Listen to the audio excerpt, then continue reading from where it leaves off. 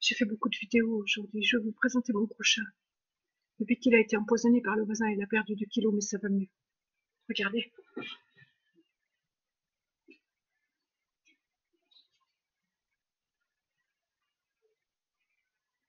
Dis bonjour, Tinoche. Bonjour. Je l'ai recueillie en 2002, en août 2002. Elle avait été abandonnée dans le parc en face chez moi. Elle était maigre. Je crois qu'elle faisait 3 kilos. Et il y a 4-5 mois, elle en faisait 7. Le voisin a empoisonné après que j'ai appelé la DAS. Parce qu'il bat ses 2 enfants. Il en abuse la nuit aussi. Depuis qu'il fait très chaud, en avril, tout était ouvert. Le gamin, vers 1 heure du matin, il court dans la véranda, qui est commune avec la mienne. Il y a un plexiglas qui sépare, je vais vous montrer. Et il crie non, je veux pas faire ça, je veux pas faire ça. Et comme moi, je dors très tard, j'entends tout. Si j'étais dans ma chambre, je n'entendrais pas, mais je suis au salon, ou dans la véranda, en train de prendre le frais, des fois sans lumière, donc il se doute pas que je sais.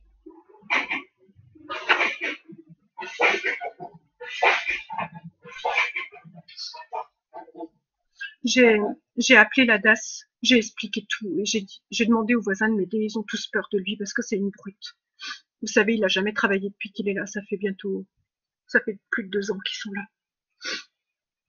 Et je mélange tout, mais à la fin, vous allez tout comprendre. Je vous montre, j'espère que vous allez bien voir. Vous voyez, là où il y a le canapé rouge dans le fond avec un escabeau, j'ai commencé à vouloir faire une cloison, c'est un plexiglas qui sépare. Est-ce que vous voyez?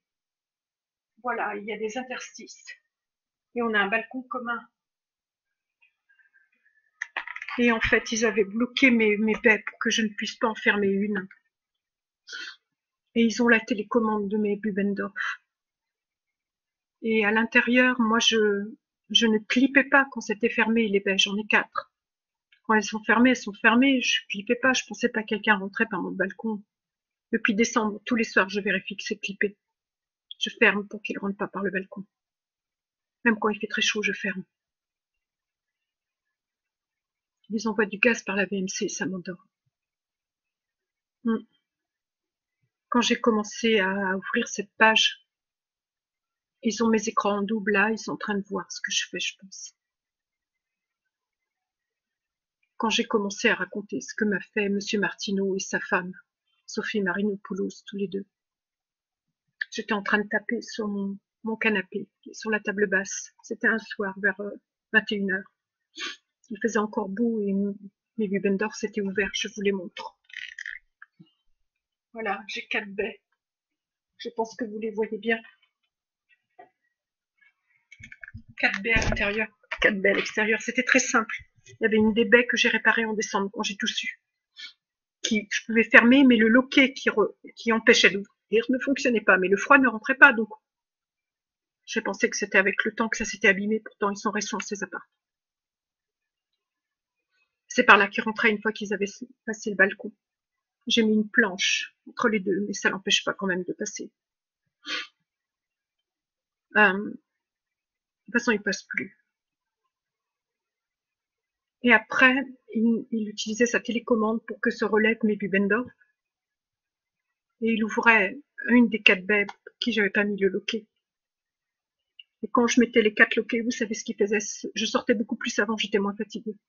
Quand je sortais, il rentrait pour défaire les 4 loquets. En hiver, surtout. Et moi, je m'en rendais pas compte. Donc, il pouvait ouvrir de l'extérieur, on peut ouvrir des 2 côtés quand les loquets ne sont pas mis. Et vous savez, que vous mettiez le loquet ou pas, une fois que c'est fermé, c'est très hermétique. Il y a des joints, sauf qu'on peut ouvrir d'un côté comme de l'autre, mais une fois que vous ne fermez pas, le froid ne rentre pas. Donc moi, j'étais pas en train de mettre le loquet partout. J'ai jamais pensé que quelqu'un rentrait par mon balcon, jamais. Et quand Charles m'a dit ça, je voulais pas y croire. Il m'a dit que c'était vrai. Mais je me rappelle qu'une fois, j'ai un pot de fleurs. Alors que j'avais fermé la véranda. Les chats ne savent pas ouvrir les loquets, vous savez. Donc mes chats n'étaient pas dans la véranda. De toute façon, en hiver, on peut pas l'utiliser. J'ai ouvert le matin mes Bubendorf. J'ai vu un pot, un très beau pot que j'avais. Un ancien pot à bière, mais très gros, dans lequel j'avais percé puis mis des plantes. Il est tombé et cassé en 1000 morceaux. Il était très sécurisé sur l'étagère. Là, j'ai commencé à avoir des doutes. Bon, c'était il y a 1 an environ. un peu plus, puisque c'était en hiver. Avant, comment il marchait, je vais vous expliquer. Il y avait une serrure de clés qu'on ne peut pas refaire dans le commerce. Des clés qui coûtent très cher. Si à l'agence, je demandais de faire refaire les clés, c'était très cher. J'en avais 2. Et en fait, même quand ma clé était à l'intérieur, j'avais essayé.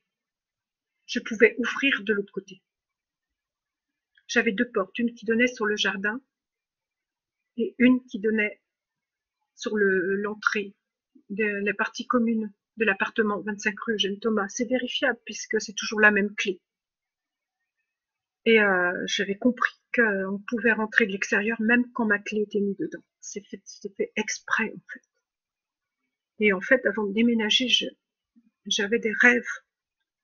J'avais des rêves que quelqu'un rentrait chez moi la nuit pour me faire du mal. C'était récurrent, récurrent. Ce que je faisais, c'était que je mettais, j'ai une très jolie table de nuit dans l'entrée ancienne que ma grand-mère m'a donnée, qui est lourde parce qu'il y a du marbre dessus. Donc je la mettais derrière la porte avant d'aller dormir. Et c'est pour ça qu'ils m'ont fait vendre l'appartement, pour que je m'en aille. Ils ont trouvé une autre solution parce qu'ils se sont dit que j'avais peut-être compris. Ce que j'avais fait aussi, c'est que j'avais mis des biscottes, j'avais vu ça dans un film, en dessous le tapis de l'entrée.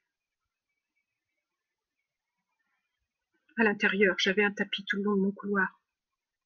Un tapis, vous savez, que j'avais déroulé comme ça, que j'ai toujours dans mon garage.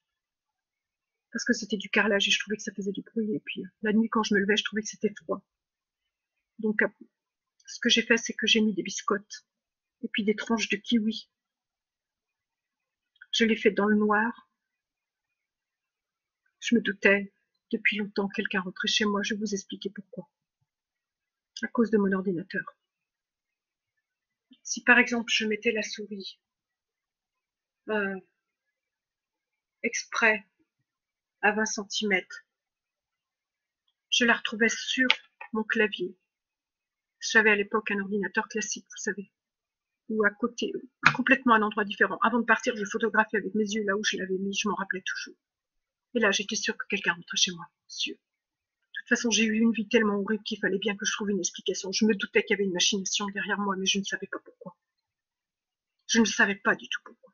C'était ça qui me rendait malade, ne pas savoir pourquoi. Donc j'ai commencé à faire des choses comme ça. Ils étaient très méfiants et plusieurs fois j'ai mis des biscottes et des kiwis. Ils ne marchaient pas dessus, donc je me suis dit je me suis trompée. Et puis j'ai pensé qu'il y avait peut-être des caméras dans mon appartement. Et c'était des caméras infrarouges.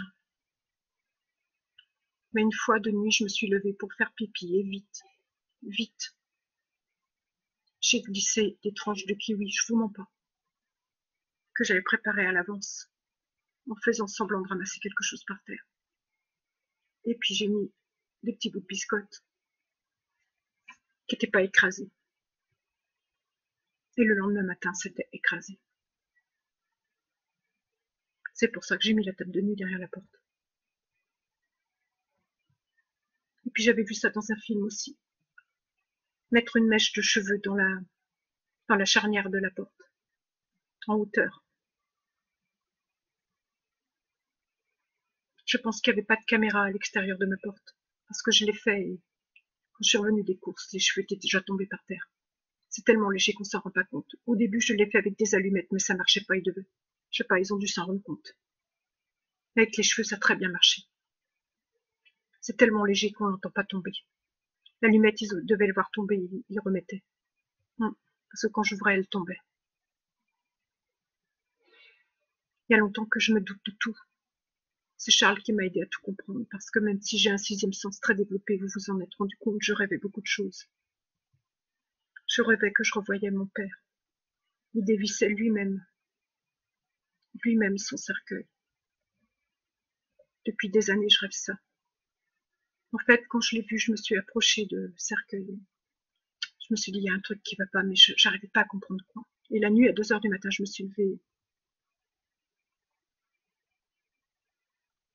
Vous savez, les statues Grévin, ça ne peut marcher que sur des personnes âgées. Sur des personnes jeunes qui ont un visage lisse, c'est très difficile.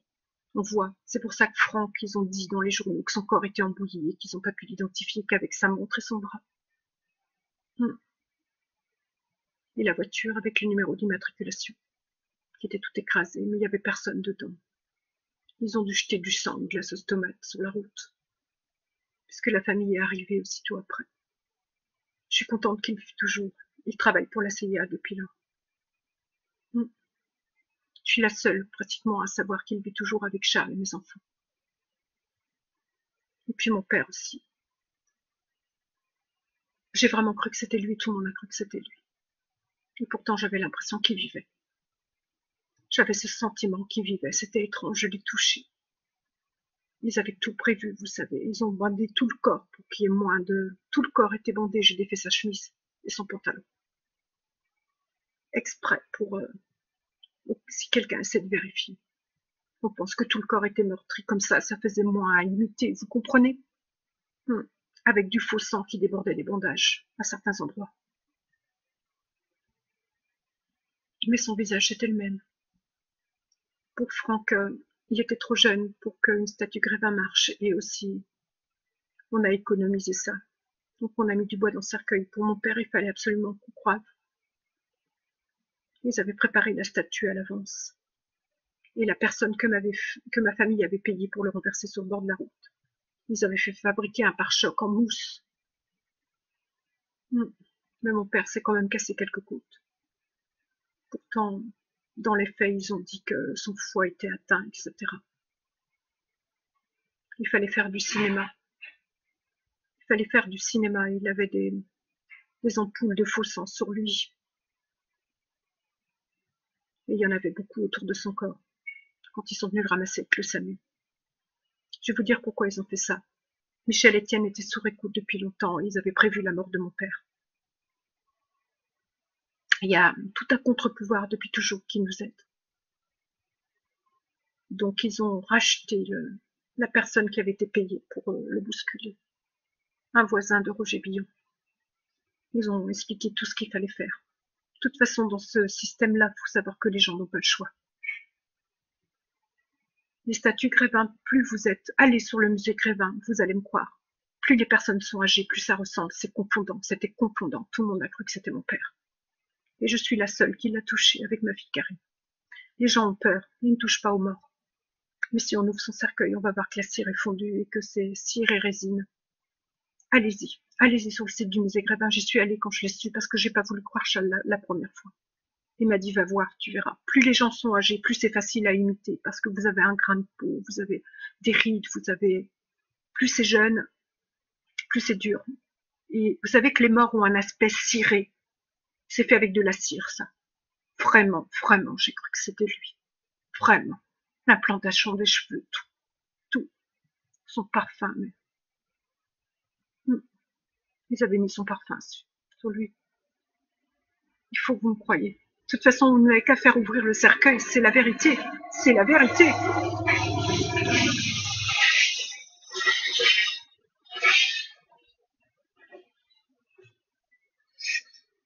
Il est enterré à Salertaine. Je vais finir avec André Maillet, vous allez comprendre. Et c'est comme ça que ça s'est passé avec tous mes amis. Quelque temps après, il a été violé plusieurs fois par plusieurs personnes masquées. Il lui a dit qu'il fallait qu'il me fasse souffrir. Donc il a commencé à me raconter qu'il couchait avec mes copines. Et mes copines venaient me voir, elles étaient obligées, ou certaines du réseau, la plupart payées pour ça, comme Nathalie Joguet et d'autres, pour me dire qu'elles avaient couché avec Dédé. Et ils lui ont dit, voilà, tu la vois 4 fois ou 5 fois. Et après, tu lui dis que tu couches avec toutes ses copines. Tu la rends malheureuse. Et je voulais pas le croire. Je croyais qu'il le faisait pour se vanter. Il voulait plus me répondre au téléphone. J'ai fait une dépression. En terminale, je travaillais plus. J'ai pourtant eu mon bac avec quasiment la mention bien. Je l'ai fraudé. C'est à cause de tout ça, je ne travaillais plus. J'avais plus la force. Je faisais le minimum, en fait. J'aurais dû faire une fac de médecine. Ils l'ont fait exprès. Exprès.